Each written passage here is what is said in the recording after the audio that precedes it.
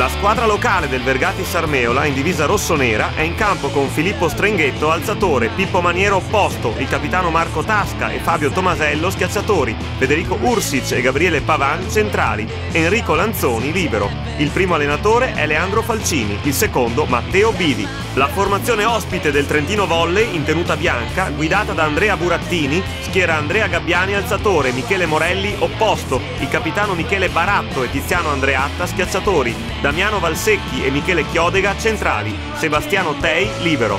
Autorevole avvio dei rossoneri di casa, aggressivi in battuta, efficaci a muro e in contrattacco con Fabio Tomasello e Pippo Maniero. Il punteggio testimonia fedelmente la superiorità del Vergati Sarmeola in tutti i fondamentali. Trento invece è assai impreciso in ricezione, molle in attacco e debole in difesa. Gli ospiti subiscono le arrembanti azioni di Tasca e compagni, venendo staccati sull'8-3, quindi sul 14-8.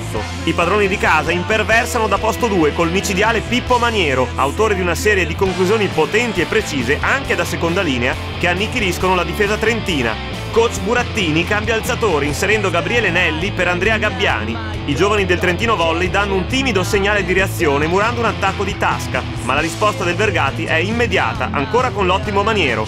Dopo la seconda pausa tecnica i rossoneri riprendono il totale controllo del gioco, mettendo a segno un pesantissimo break di 8 punti, decisivo per l'esito del set. Il primo tempo del centrale Ursic, il muro di Strenghetto e altre 2 conclusioni vincenti di Maniero fanno volare i ragazzi di Falcini sul 24-12. Gabriele Pavan firma poi il punto finale della prima frazione che si chiude sul 25-13 per il Vergati Sarmeola.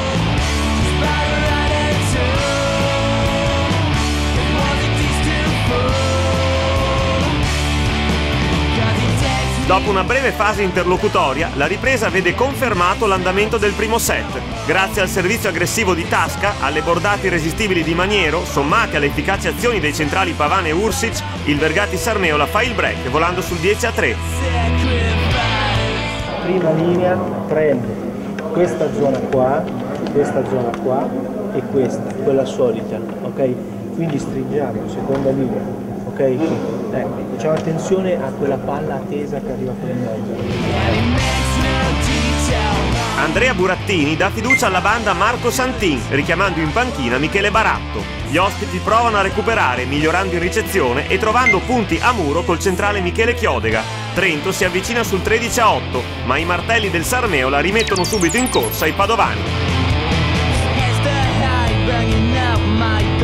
Lo straordinario Pippo Maniero inchioda qualsiasi pallone da posto 2, andando pure a segno con 2 servizi vincenti consecutivi.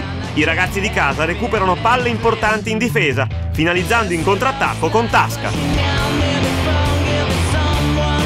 Il vantaggio dei rossoneri si espande sul 19-10, tagliando le gambe ai giovani trentini, troppo incostanti e fallosi sia in ricezione che in fase di ricostruzione, per tentare la rimonta. I locali, oltre a Maniero e Tasca, possono contare anche sul buon apporto di Fabio Tomasello.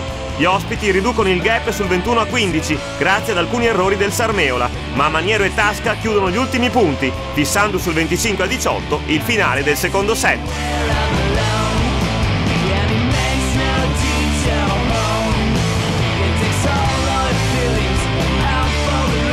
Coach Burattini conferma in campo la banda Marco Santin. Trento riparte con vigore, riuscendo a impegnare il sestetto di casa fino al 4 pari. Ben presto però la supremazia del Sarmeola in battuta, a muro e in contrattacco produce inevitabilmente i suoi effetti, proiettando i padovani sull'8-4.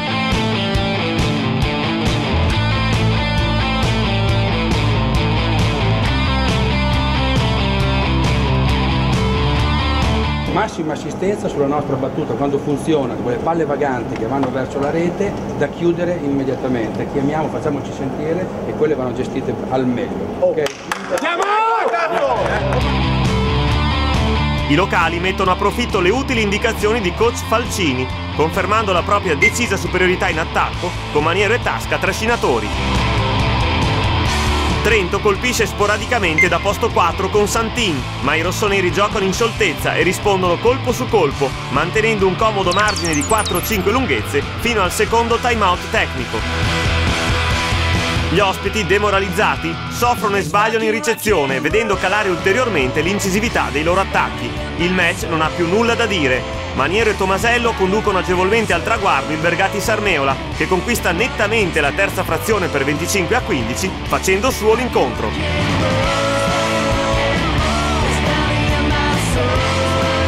Abbiamo dovuto fare a meno di 3 titolari e uno a metà servizio, che è l'opposto Morelli, che si è comunque sacrificato, però comunque una possibilità per molti altri giovani di mettersi in mostra, di far vedere qualcosa. L'unico rammarico è che in alcune occasioni non siamo riusciti proprio a provare a dare qualcosina di più che potevamo dare. Obiettivamente comunque la squadra era nettamente superiore alla nostra. Io mi auguro che nel girone di ritorno, poi dopo, quando con tutto l'organico al completo, si possa fare una partita di più alto livello e quindi proporre uno spettacolo sicuramente migliore e più godibile. Stasera è stata un'ottima partita su tutti i fondamentali: attacco, ricezione, muro, difesa, quindi partita che ha avuto poco da dire, senza storia, quindi ottima per noi. C'è da dire che veniamo da un periodo difficile, abbiamo avuto parecchi problemi, il palleggiatore che ci è mancato per circa un mese e mezzo, il libero che ci ha lasciato in un momento molto particolare della stagione, e troppe cose accavallate nello stesso momento ci hanno mandato in grossa difficoltà. Piano piano stiamo ritrovando il nostro assetto, la squadra si sta ricompattando e questa vittoria, diciamo così, è l'inizio di un nuovo anno pallavolistico per noi. La partita in teoria semplice, l'abbiamo preparato comunque senza sottovalutare i ragazzi, perché sono giovani di belle speranze. A noi serviva un 3-0, il primo che facciamo della stagione, e ci serve come ossigeno soprattutto al cervello. Ci crediamo ancora, non abbiamo smesso di crederci, lavoriamo perché il nostro obiettivo, i playoff, rimangono vivi e presenti.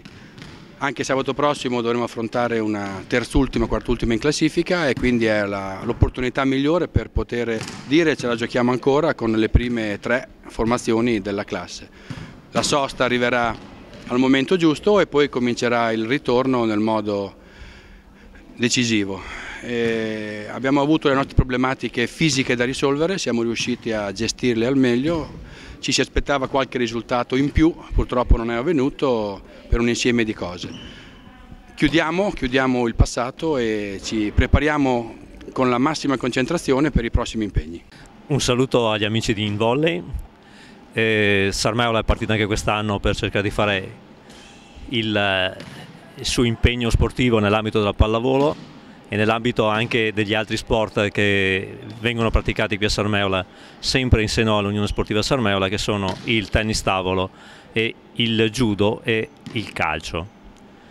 E la speranza quest'anno della società è quella di riuscire a far crescere il settore giovanile.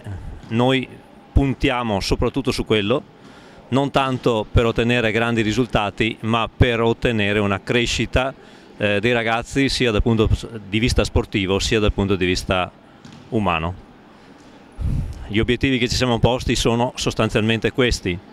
Ovvio che un buon risultato anche della prima squadra, all'inizio speravamo anche di più di quello che è l'attuale risultato, è un qualcosa di ben gradito. Mi piace ricordare anche le nostre amiche della squadra femminile, che è il Volley Sarmeola, che gioca sempre qui in questo palazzetto, in questa palestra, magari fosse un palazzetto, e che si sta ben comportando nei campionati di divisione, nei campionati di categoria giovanile.